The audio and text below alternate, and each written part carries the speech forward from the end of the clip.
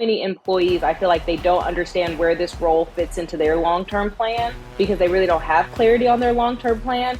So it's easy to say, not give 100% here. I think that's too often we see that in organizations where leaders do that to people too, where they force them into a box instead of saying, hey, how can I find the best people to fit in the box that is our organization? You're just really battling an uphill battle when you're trying to force people to do things that are not their strong suit, things that they're not passionate about. And there's going to be things on any job or anything that, okay, there's some things that we just have to do. What are you speculating is the biggest reason why those leaders, managers didn't do that stuff? I think managers, when we think about engagement, that's the key.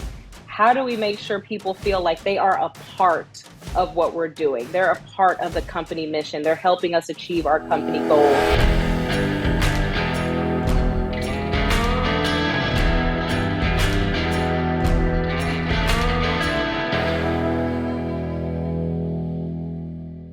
This is your host, Tyler Dickerhoof. Today, I am joined by my friend, Kendra Mack. So excited to have her with me. Kendra is an expert clarity strategist who empowers driven women to reclaim their power and break through their limits. Her expertise has helped high-performing women and Fortune 500 leaders unlock potential in themselves and their teams.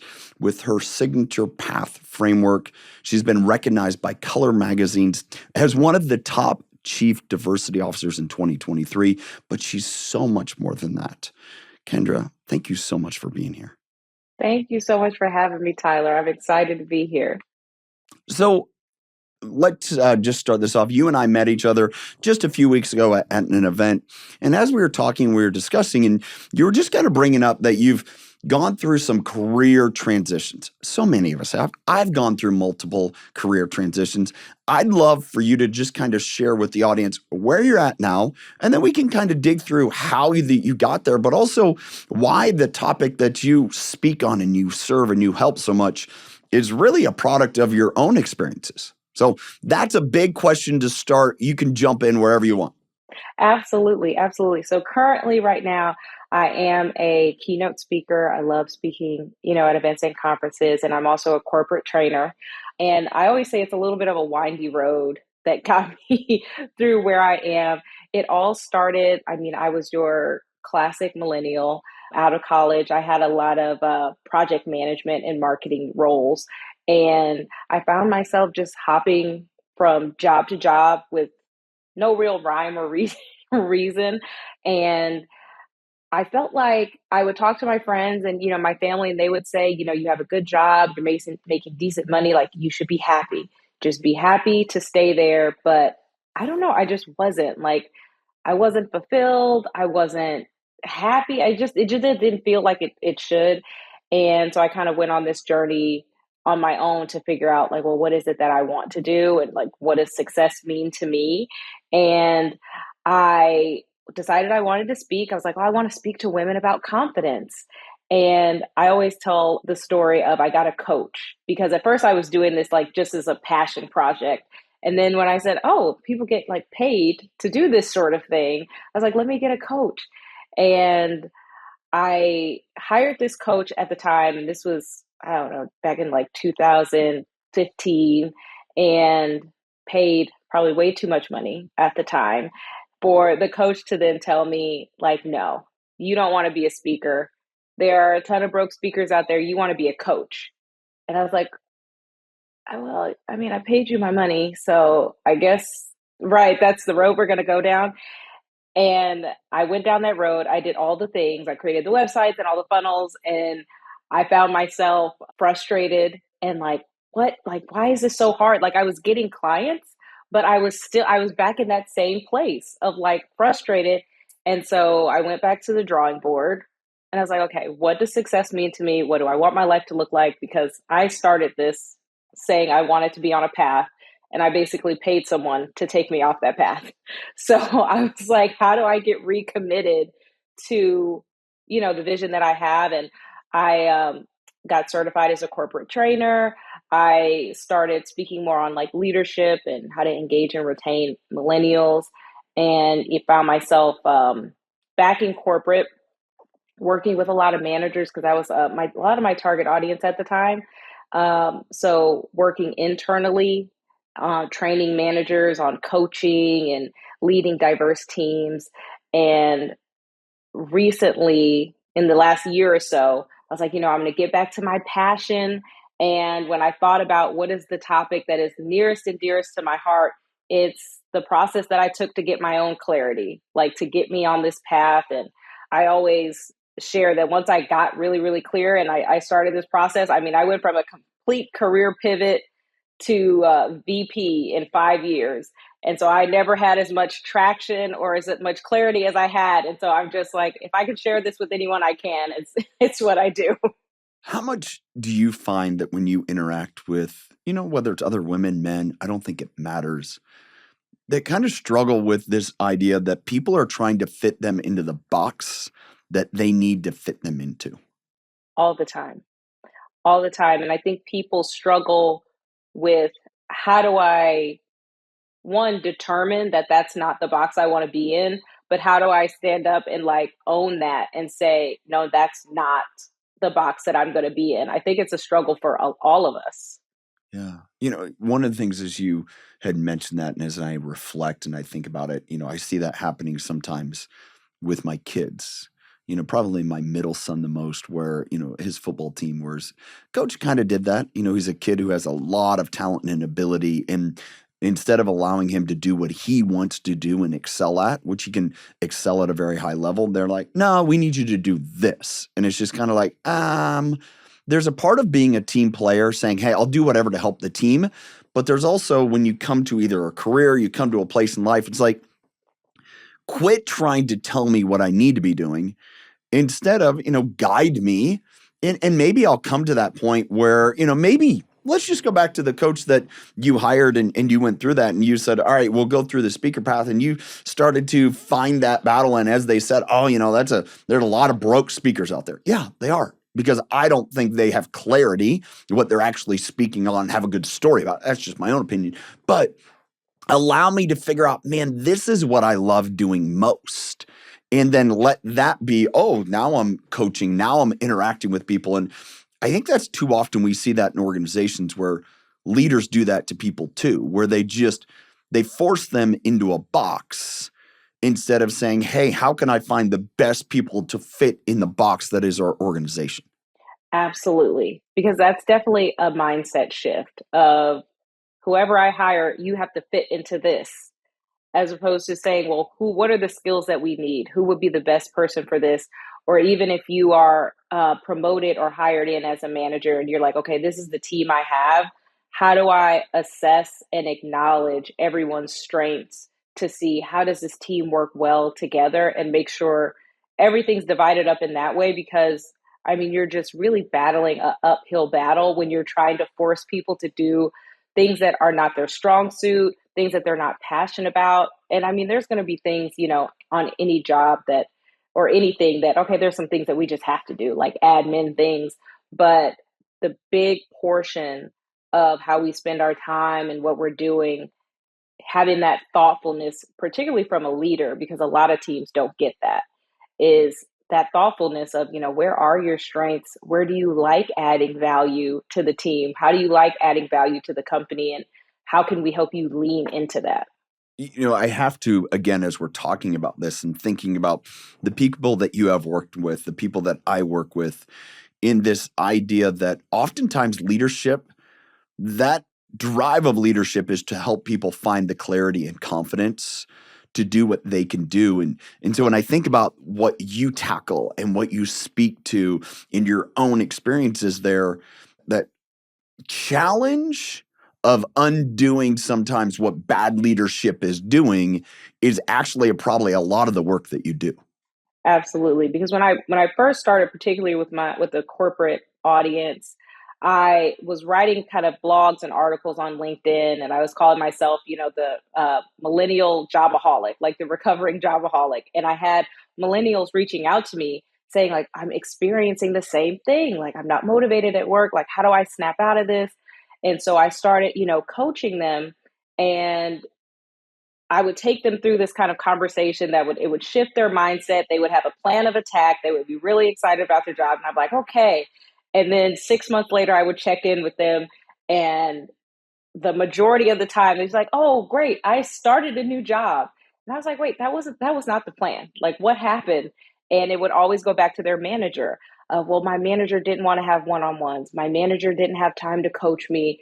I couldn't get my manager on board. And so I took the plan and I moved it somewhere else. And that's when I knew, I was like, okay, if I really want to affect some change, I have to help the leaders do what I was doing to build that trust, build that line of communication, and increase, engagement and retention. Because if I'm kind of doing it as an outsider, I mean, it's just the managers and the people leaders are just the lifeblood of the company, and helping them unlearn some things and relearn some things and just get reconnected, I think is the most kind of effective way to really affect some change. As you've gone through that work and have you've spoken to people, what did you find was the biggest reason, or what are you speculating is the biggest reason why those leaders, managers weren't able or didn't do that stuff? I think managers just have a difficult time, particularly middle managers. I mean, they're getting pulled in both directions, right? They have to answer to senior leadership and also keep the interests of their direct reports. And so many companies do not provide a lot of leadership training. So I feel like I see a lot of companies who they promote individual contributors because they were good at their role, and they don't invest in, okay, let's help you build those people leader skills, some of those skills that, aren't job specific. So I think oftentimes leaders are thrust into these leadership roles, and they're not really equipped with the support and the training that they need to be successful. And then, year after year goes by, and they're just trying to, not be burnt out with everything. So I think even when you have good leaders with good intentions, sometimes they're missing the tools. I think as I experience that and I think about my own, whether it's the community I have here, the impact driven leader community, whether it's, Hmm. interacting with yourself and others in broader communities, I find that there's almost this lack because we have the baby boomer, the older generation that it's like, well, we did it this way. And then, you have this big shift to, not many of us Gen Xers, you have the millennials, they have yourself, and they're like, well, there's a big shift in organization. Now we're seeing this shift again, where I think you and I talked about when we saw each other all right, now we have this millennials, what every millennial wanted, and now we have Gen Zs that are a much higher expectation. And I think a lot of that challenge is we don't have a clear pathway because it hasn't been like just linear and systematic. And I think that's what causes so much of the confusion. They're like, well, what worked for me no longer works.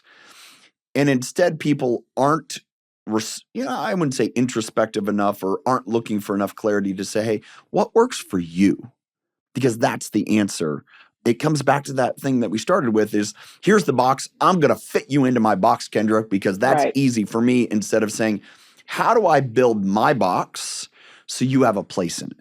Absolutely.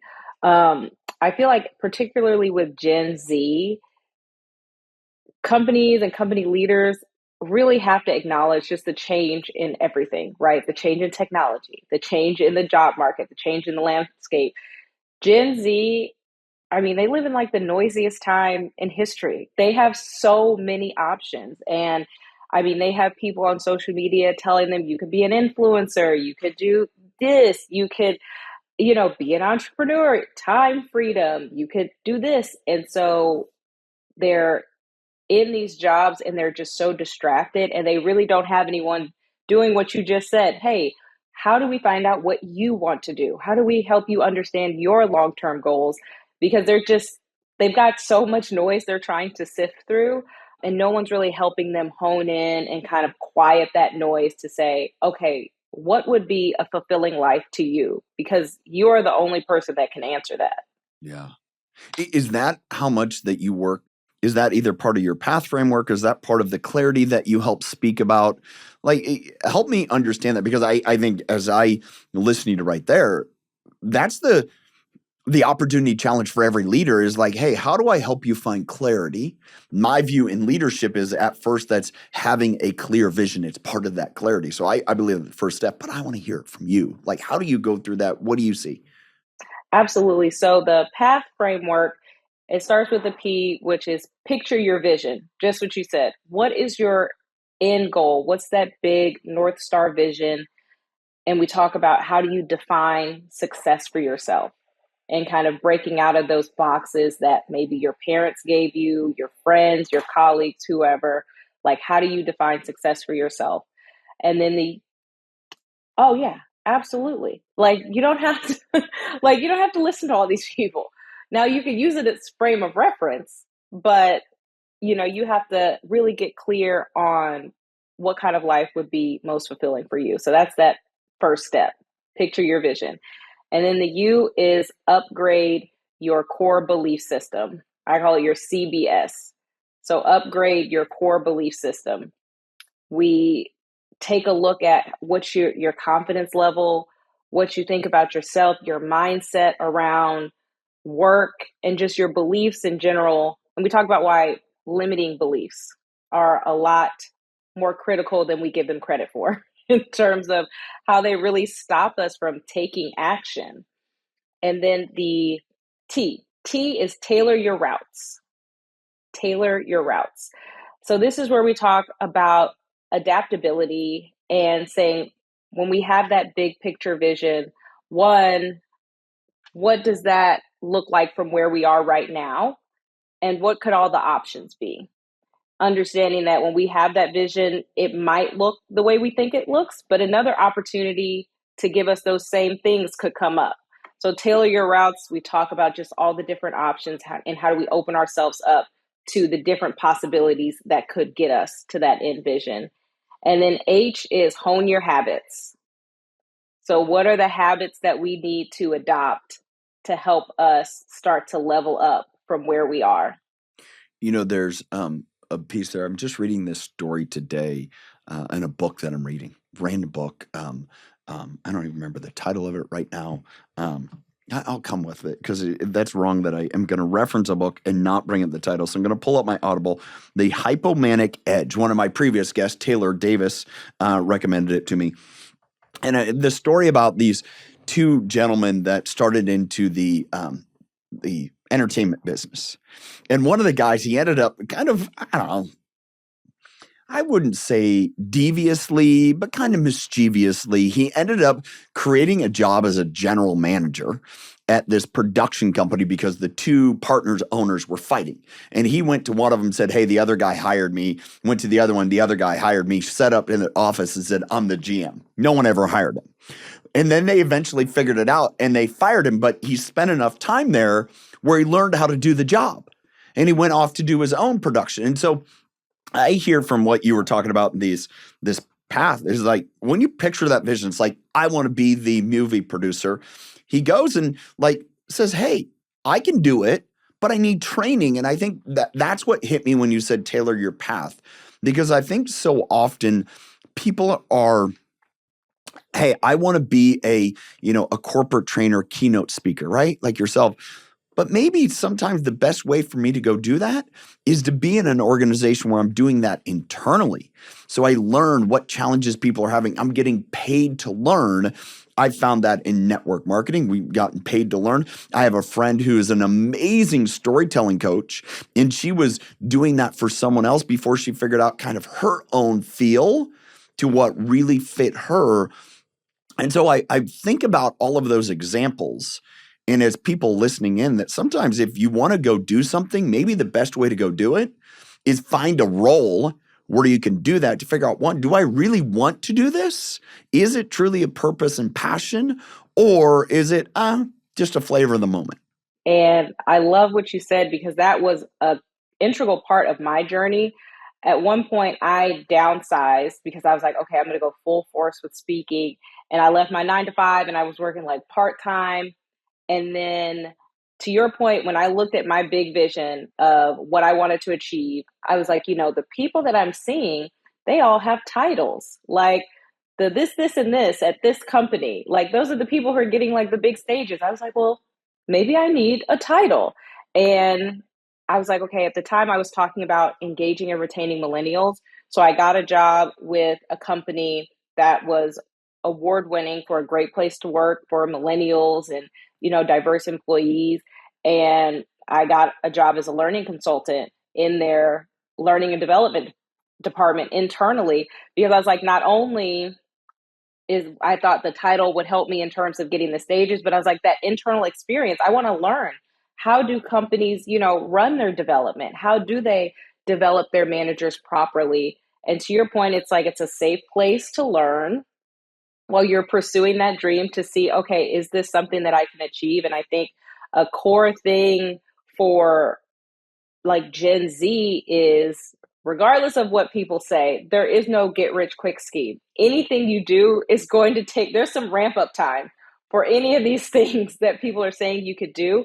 And having a place where you feel engaged and you can work and you can learn while you put in those reps and put in that legwork for some of those things to see, okay, is this something that I could build into like a sustaining business? Or to your point, is it the flavor of the month? I mean, sometimes that's just the best option.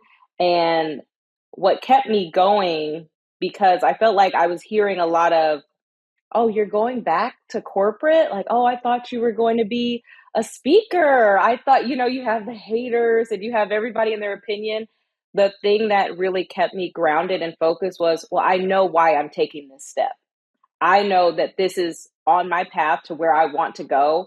So you can't, I didn't feel any one way about what people said, but I know that there are sometimes people who, when you don't have that clarity, it's hard sometimes to shake off what people say. But because I knew why I was taking that step, it was a lot easier for me. So as you develop this framework, as you speak about clarity, when was it the foggiest? When was the dust cloud the most? And what were you going through when that was the case for you? I would say the dust cloud, it was cloudiest for me when it seemed like it was possible. When it was like, okay, I see people doing this. I feel like I could do this, but it was not knowing that next step. Like, okay, I think it's possible, but I'm not really sure how to execute. Like, I didn't have a coach at the time. And so I was kind of fumbling, trying to figure things out. And at the time, I didn't know anyone that was a public speaker or knew any public speakers. So, people were like, you want to do what? Like, so I was kind of like fumbling, trying to figure it out on my own. And I would say that's probably the cloudiest it was for me. It's like I felt like the passion was there. I knew I wanted to do it. But when it comes down to actual like tactical, like, okay, what's the actual next step I should take? And that's when I started to seek out mentors. I started to seek out, different programs. And it was still a driving force. I was like, I think I can figure this out. I think I can. But I would say that was probably the cloudiest for me when Yeah. I was like, okay, I think this can be a reality, but I don't know what to do to make it happen. Yeah. I think the challenge that I think about, and you mentioned it earlier, right? You're doing that. You're saying that you obviously had enough confidence and boldness to say, no, I can do this. I want to do this. There's enough belief there where too often people are like, that's stupid. Why would you ever do that? Right. It's kind of those naysayers in our life, those social media trolls, right? And I've thought about this before, and I thought about it most recently. There's a reason why we're told not to copy off our neighbor's paper in school, right? And part of that is this whole idea of just be willing to write your own paper. Like, be willing to, like, hey, write your own. And I obviously you have the confidence to do that, to have that clarity to pursue. So one, where did that confidence come from? And two, how do you help people that don't have that confidence? I think my confidence, I think, was definitely fueled. I have a great support system, particularly in my mom, who, I mean, even when she's confused by the things that I'm doing, she is always encouraging and she's always like, pushing me. And so I feel like she gave me a good safety net where I felt like, okay, I can stretch my wings a little bit. I can try. And, my mom, she's a boomer. So she is not, about that entrepreneur life. She was like, you're going to leave your steady paycheck. Like, so she was confused quite often, but at the same time, my biggest cheerleader, one of my biggest resources. So I think and then also my faith, I think is a huge thing for my confidence level. And in terms of helping other people with that, particularly when they don't feel like they have a support system or they feel like they don't have anyone who understands, or maybe their faith is wavering a little bit. I mean, we really lean into what drives them, like what we get to the core of their why in terms of, what would a successful life mean to you? What would it mean to your family or for your kids? And we try and really pull out the core of what motivates people, right? Getting clear on what's your reason? What's your reason for doing all of this? What's your reason for anything that you do? And as we get clear on that, I feel like that starts to really spark their confidence level when they can they can see their reason clearly, they can see their why. It helps to build their confidence. And then when they get an action plan, I think action also creates confidence, like getting moving. So giving them like some of those small actionable steps. I mean, my biggest thing is, how can you start right where you are, right? How can we help you find clarity, confidence, and commitment in your current situation, in your current role? And when we do that, making them feel empowered where they are, it really it does a lot to increase their confidence level. There's a saying, it's wherever you are, there you are. And I think there's, so much clarity that once you accept that, to say, all right, well, it's where I am. I can use a lot of these skills, like you just mentioned, as far as finding clarity, confidence in that. I may want to be somewhere else, right? And that's totally fine. I've been there. I've been down that path. Let's say for somebody listening in and, maybe they're, kind of like you were, they were at a place, it's like, do I want to be doing this? And they go find a different role. How would you suggest to, that they get prepared for that switch? Definitely, I always start by assessing the gap. So when you look at where you want to be and where you are, what is in that distance? Is it skills? Is it training? Is it time? Is it experience? And looking at your current position through the lens of, if I know where I'm going, how can I be more strategic where I am? Maybe it's access to mentorship. Maybe it's access to tuition reimbursement for you to get, another certification. But looking around and even highlighting what you're doing in terms of, oh, I'm able to network with executives, or I'm rolling out this new filing system, or whatever the case is, really, because sometimes we get in the weeds and we don't recognize what we're doing in our current role. But I think when you look at it strategically, of like, okay, if I can see what's in the gap of where I want to be, what do I have access to in this current role? What's the benefit to me of showing up and playing full out where I am to help me close that gap?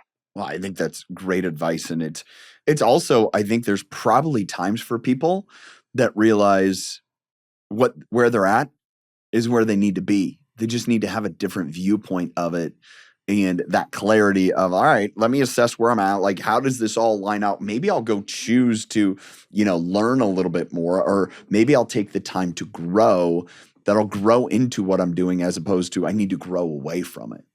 Absolutely. So like when we start with picture your vision, I always tell people we look usually generally 10 years out. Like, what would your life look like in some 5 key areas in 10 years for you to say, oh, I'm living a successful life?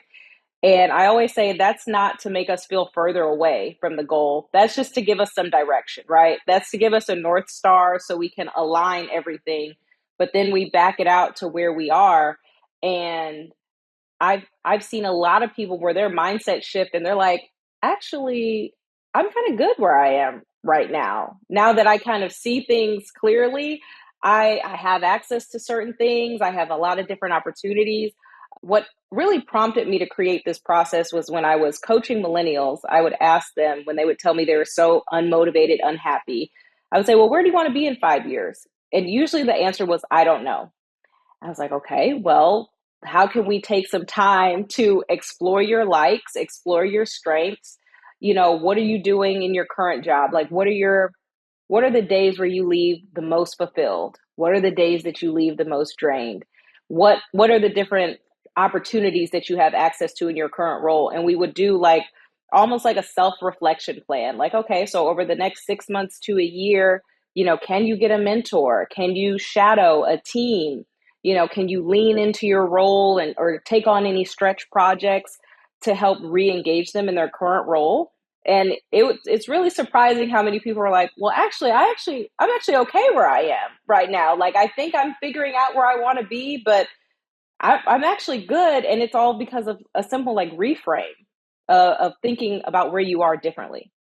I think there's a piece to that when you choose to lead yourself, right? Instead of just taking life as it comes, you choose to lead yourself. You actually have a greater perspective of those leading you. And or I think you also find the opportunity to step into leadership roles or maybe take over a leadership roles because you're actually leading yourself for once.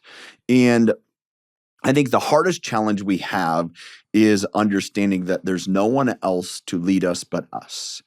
Too often we look for someone else like, oh, if they were a better leader, if they did this, if they did that, it's like, well, no, you do it. And sometimes that'll either fill the gap or that will help the others kind of, hey, they need to start leading better because you're demanding in a way because you're leading yourself better. How do you go about that in your day? How do you lead yourself in your day that really keeps you grounded so that way you're continuing to grow, to learn, to do all those things? So I have, it's not like a list, but I have, But it's like a checklist, like a it's daily checklist. Like I get kind of up, I like a brush my checklist, hair, I right? brush my teeth. Like It's just walk us kind through of it. like I a want to check. know, Kendra. So I definitely have like a morning routine, and then I take the year like in 90-day sprints, so a quarter at a time, and I have three main goals that I focus on. Because And you've worked in the tech industry. That's why it is. That's there just it is. natural. 90 days. It's Okay, I get yes, it. It's good. It's good. so I do these little Yeah, 90 it's day good. sprints, and Yeah. then I have my three like big goals that I'm working on, or yeah, working on, and little things in there. So my last part of the year, these last 90 days, one of them was, growing my faith. So it's like, okay, make sure I, have devotional 10 minutes every day. Make sure I have time to meditate. Another one was, business related. How many, engagements do I want to have booked by the end of the year? I need to have this many, interactions on social media. I need to make this many calls. And so I kind of have it on a whiteboard where I could see it because I do struggle with like hyper focus. And so if I have like one thing, that will be the thing that I focus on. But since I have this board and it's almost like a menu that I can pick and choose from, like, oh, I have 30 minutes right now, I could do this thing. I have, an hour right now, I could do this thing. That's really helped me stay focused. And I think one of the areas in clarity is, learning how your brain works. For me, I have tried every planner. I'm a list person. I have tried everything. And it took me so long to figure out, okay, how my brain works is I can't just say, oh, I need to drink a gallon of water, because then all day I will be focused only on like, you want me to call into a meeting? I have to drink this water. So I had to figure out how to like best keep this for my brain. And this is the process where I'm like, okay, I have a menu that I can pick and choose from. And that helps keep me So on grounded your and on whiteboard, so track. my whiteboard is right over here. On your whiteboard, it says, Kendra, drink water. I just want to get clarity here. I'm Yeah. just looking for clarity. So water's not on there right now, but But yes, is it gonna be? sometimes it's going to be. It's going It's to gonna be be. the Okay. first Well, I 90 would days love of to see when it's on the 2025. whiteboard. Just send me a Yes, picture. Hey, here's water on my whiteboard. I yes. love what you're sharing because here's the reality is we all stumble into what works for me, right? And I think as you share as people so often think, well, that person, they have it all figured out. Well, how did they figure it out? They figured out what worked for them. And what I hear from you, it just gives myself and so many others, hopefully listening, the freedom to say, hey, take a little bit, pick and choose, figure out what works for you.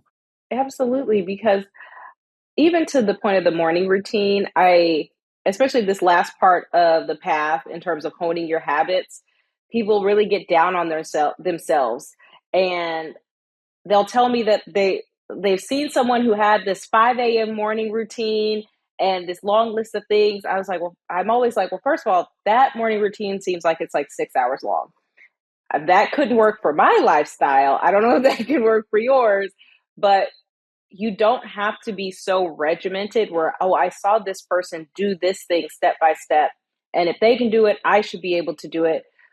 Maybe that is not going to be what works for you. Your schedule changes, and there are just some different tools that I've learned and just come across over the years where I think the most of it has been giving myself grace of, to your point, finding out what works for me and saying, that's what I'm going to do because I can't fit into your box. All I can do is figure out what works best for me that I can stick to, that can help me grow and keep me grounded.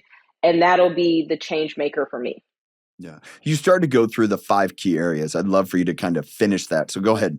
So I always encourage people, when you look 10 years out, defining your successful life, you want to look at your career is one area, your finances, your health and body, your family and relationships, and lifestyle. So career, I tell people, think about, how are you spending your time? How are you spending your day? One thing I realized when I went down that coach path was, oh, I don't want to be on one-on-one coaching calls all day. That is very draining for me. I also figured out, I was like, okay, at first I thought I wanted to be one of those speakers where it was like, okay, I'm on the stage and then I'm in the airport and then I'm on another stage and then I'm in the airport. I did that for a few months. I was like, that is not the Not your vision gig. anymore. Uh-huh. Yeah. That's not my Yeah. plan I anymore. have friends that So do it, and I just like, I'm good for you. I, I no yes, desire. I cannot do it. It's a lot. So in a career, how are you spending your time? How are you contributing? Are you an entrepreneur? Are you working a job? No wrong answer. Finances. Is there a set annual that you're making? Is there a set monthly? Is there a certain amount of your savings or investments? Health and body. If there are any wellness goals that you have for yourself, drinking water, a weight amount, whatever that might be. Family and relationships. Um, how old would your kids be in 10 years? Are you married or are you single? Are you caretaker of your parents? I always tell the story of one lady I worked with. She thought she had a goal where she wanted to be, I think it was like a director. She's like, in 10 years, I want this role. And I was like, okay, tell me about that role. And she was telling me how demanding it was and all of these projects. And I was like, okay. I was like, so how old will your kids be in 10 years? And she told me, and I was like, that's like a active age, isn't it? Like early teens. I was like, don't they have like sports and all that kind of stuff? And she said, yeah. And I want to be at all the games. I want to be at all the things. And I was like, are you going to be able to do that with the role you just described? And she's like, oh, no.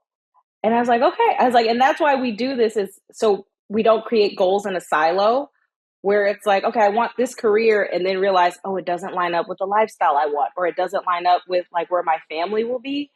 And instead of honing in on just a title, like, how do you want to contribute? How are you showing up? Do you want flexibility? Do you want travel? All of those things. So those are the 5 key areas that I think really help people get clarity and make some holistic decisions in terms of what kind of direction do I want to go in. So as you've coached, you've worked, you've trained, you've gone through that as someone who is a millennial as well. Do you see that one being the biggest, that last one, those last 2, the family relationships, lifestyle? Do you think that's the biggest, like you just referenced the aha, the slap in the face, like, I want all this, but I want all that. It's like, ooh, what gives? I think we have to decide for ourselves what, oh, I can have it all. Like, what does that really mean? Because I don't know that we always have a clear understanding of, when people say, no, you can have it all, something has to give. If you're saying yes to something, you're saying no to something else. And we all only have 24 hours in a day. So I think that that usually is the biggest aha moment of how do I make sure that all these things align in a way that I don't feel like I'm completely neglecting one of these areas for the sake of the other. And family and relationships is usually a big one, trying to understand, even if, if you don't have kids now, but you're aspiring to have kids, will they be little? Like Yeah. how does that affect you showing up Yeah. at this job that, makes you travel 75% of the time? Does that align? And then lifestyle, that's a big one. I think that's the one that most people, I think, don't necessarily consider. And overall, when I think of lifestyle, I think of, what kind of dynamic do you have? Are you, working a 9 to 5 and your family is at the dinner table at 6 p.m. every day? Are you going to the farmers markets on the weekends? How often do you travel? Just kind of your general lifestyle, because I think that could be a key indicator. I've even heard some coaches say you should think about your lifestyle before you think about your career, like what kind of life you want to be living. And I mean, it depends, but I think as long as you think about each one and be honest with yourself. I think we talk ourselves out of a lot of things when people feel like they don't necessarily have permission to say this is the kind of life that I want, and we'll talk ourselves out of it. And so I think having that confidence to give ourselves permission to just be honest about what we want, what kind of life we want. I think as I'm thinking through this and just thinking about the conversations, interactions that I've had, I look at this as much a discussion to have when you're looking to hire someone. Just talking about that, being open to it. This is what the role is. This is, the reality of the career that leads to what can you have for family and lifestyle and what does it pay and what is the health of this role. And it was too often when people step into roles Mm-hmm. other than the career, they don't talk about those things. But No. if I were to sit here and you and I were to just chat and just like, Kendra, where do most people struggle? It's like, well, I hired them, but they don't want to do the work. They struggle with it. They feel burnout. They're whatever else. It's like, well, is that because the job is different than what you said, or the conflict in the lifestyle and the other relationships? And I think it's, as we're just kind of sitting around chatting about it, man, I think that's so much of our struggle, or maybe our struggle over time is these are the areas that we need to be way more interactive with when we're either seeking a role or hiring someone. It's like, do you want to be able to go to the farmer's market on the weekend? Or do you want to be on call where instead of in the middle of buying a flat of apples, you're out dealing with a 24/7 call? Like, just understand those are dynamics that are real. And being honest about those dynamics. I remember I was doing a training for an intern program for one of like the big four firms, and they had one of their senior employees come in, and they were just talking about their experience.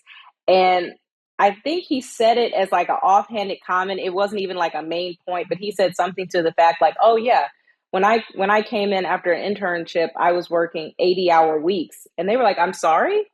The interns were like, "What do you mean you were working 80-hour weeks?" He's like, "Oh yeah, long days and nights, and we were working through the weekends." He's like, "It takes a couple years for that to like level out." And it was like they had never heard that before. They knew they wanted to work for a big four firm. They knew they wanted to be in consulting, but no one had ever told them like, you will be working around the clock depending on what team you're on. And there were a few interns that were like, "Oh, I don't know if I want that."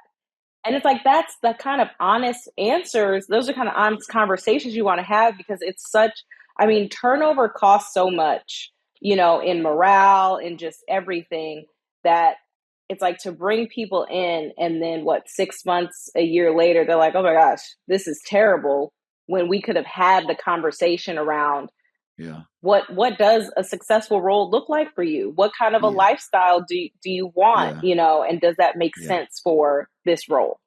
Well, and I think for so many years, those organizations, those big four, or even the big corporate is like, Yeah. hey, we're going to entice you with money and status that you're going to put up with it till you're too far in and you're like, well, I just have to do this. I'm so close. It's kind of like the classic legal partner starts as a, low level lawyer and they're just doing all the grunt work. And it's like, well, but there's a partnership, there's a partnership, there's a partnership. And you're just like, is it ever going to come? And, those are things where I think is the real challenge to our organizations. It's just not being upfront. And it's why we see some of the dynamics we see today. You can do it a better way. It doesn't mean you're going to get always better results, but Mhm. being clear with you, I think as you mentioned, it saves you a lot of cost. It does. It saves a lot of cost having those honest and transparent conversations.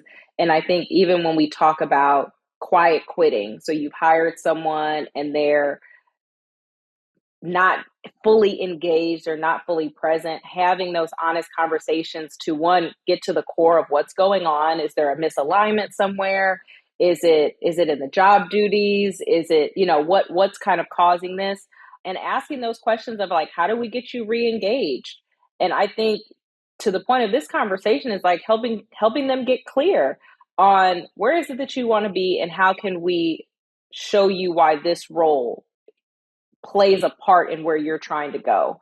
Because I think when it comes to disengagement, so many employees, I feel like they don't understand where this role fits into their long term plan because they Yeah. really don't have clarity on their long term Yeah. plan. So It's it's just the here and easy to now. say, well, I don't really have any ties to this job. I don't see the benefit of this job in my path forward. So that combined with, all the other things going on makes it easier for them to say, "Oh, it's just I can just quit. I can just leave and I can, not give 100% here." But it's like, how do you have those conversations? Like, let's talk about it. Let's see what we can do and let's get re-engaged, where you are because to your point, I mean, turnover is expensive. Based upon your background, where we're at, one of the things that I just want to get your perspective, how you see it and how you're either catering some of your content to it.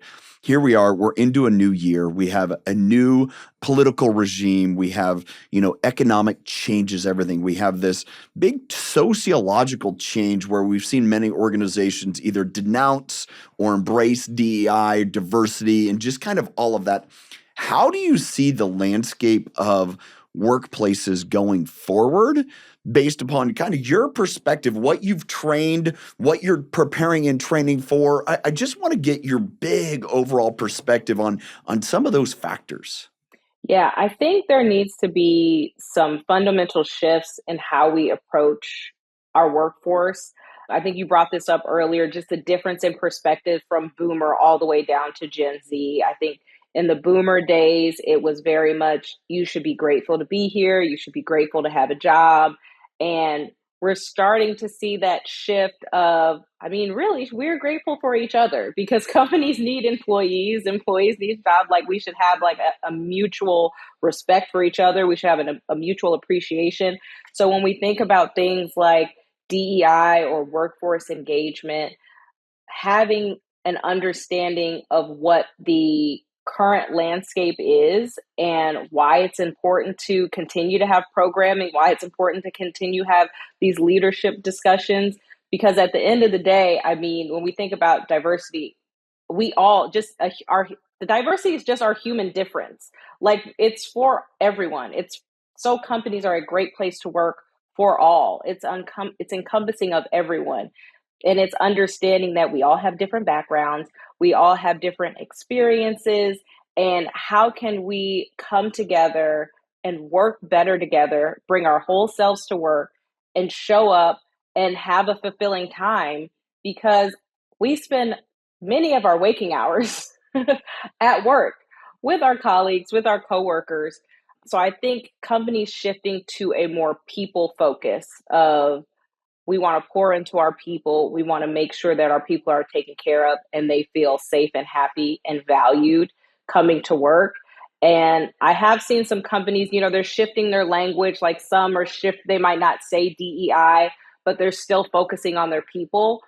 I think you can do the same work, if whatever you call it, as long as you're, focused on your people. I think that's the biggest thing that I've heard talking to people, and that either in the space like you are that have trained in that, or just working in enterprise, and like it was broken because we were just checking a list and all of a sudden it was brought in to say this is diversity. It's like, I grew up on a farm in Ohio. You grew up in St. Louis. That's diversity. It, regardless of our gender, of our race, none of it. Let's embrace that.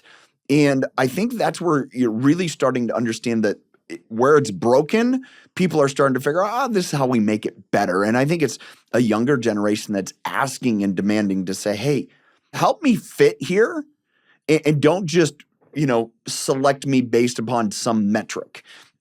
You mentioned this at the very beginning, and I brought it up, and I'm glad that we kind of circle around. Simon Sinek, I just saw this yesterday, I think, and maybe today. The goal is to feel a part of something, not just play a part in anything. And I think what we've talked about here, the clarity, what you talk about just there, that last bit is, man, our role as leaders, our role in helping others is, how can you play a part in this something rather than just hear and think that you're going to play a part in anything? Right. Because I think when we think about engagement, that's the key. How do we make sure people feel like they are a part of what we're doing? They're a part of the company mission. They're helping us achieve our company goals, as opposed to just a random part a random cog in the wheel. No, they are contributing to our overall goal. I think that plays a huge role in engagement and retaining people. And one thing I love, have you ever heard of job crafting? Yes, I think so. So Maybe not. Go ahead. Go through it. there's a white paper, and it was done by one of the business schools, called Job Crafting, and they surveyed and they studied different groups. And one that stood out to me was they focused on janitorial services in a hospital. And they said they found there were two distinct groups. Now, these groups had the same job title, same responsibilities, but one group, said that it was very low level work. You didn't have to be very skilled at it. They weren't very happy. The other group said that their job took a high level of skill and they were very happy. And the key distinction between the two was their level of self-imposed engagement. So the group that was less happy, they kept to themselves. They didn't really speak to anyone else. They ate by themselves. Whereas the other group, they were connected with the nurses. They were connected with the doctors. They coordinated their schedule, to coordinate with the rounds of the nurses. And they felt very much a part of the ecosystem. They felt like they were a part of saving lives, as opposed to the other group that felt like, oh, I'm just here to clean. And I usually tell that story like to empower you to say you can choose your level of engagement. But I think even as a manager, as a people leader, having that knowledge of, okay, how can I make sure that my team feels a part of what we are doing, and know that your job matters to help us all be successful, because it's something that people really, really look for in their roles. It makes me think of Nick Saban. When he was coaching at Alabama, he had a book that he wrote, and he talked about how important the janitorial staff was for them recruiting players and also winning national championships because of what the facilities looked like. Was it clean? Did players stay healthy? Did they walk in there and say, man, they take an excellent care of everything? That is just as important as the person that is throwing the block, throwing the touchdown, running the ball. And I think that is just something that we need to hold on to, is everyone has a very, very powerful place. It doesn't matter how many commas or how many, letters are after your name or whatever that role is. Everyone has a place. And every role matters. And sometimes, we get so bogged down in the day to day that it's easy to forget that. But I always encourage leaders, if you're trying to, hike up the motivation or like re-engage your team, make sure that they feel a part of the system and they feel valued. So, Kendra, as we wrap up here, where can people learn more about you? Maybe if they want to reach out, have you speak for their organization, where can they do that? definitely connect on LinkedIn. I love to connect with people on LinkedIn, Kendra Mack. And also you can visit my website, www.kendramack.com. And I would love to chat with you.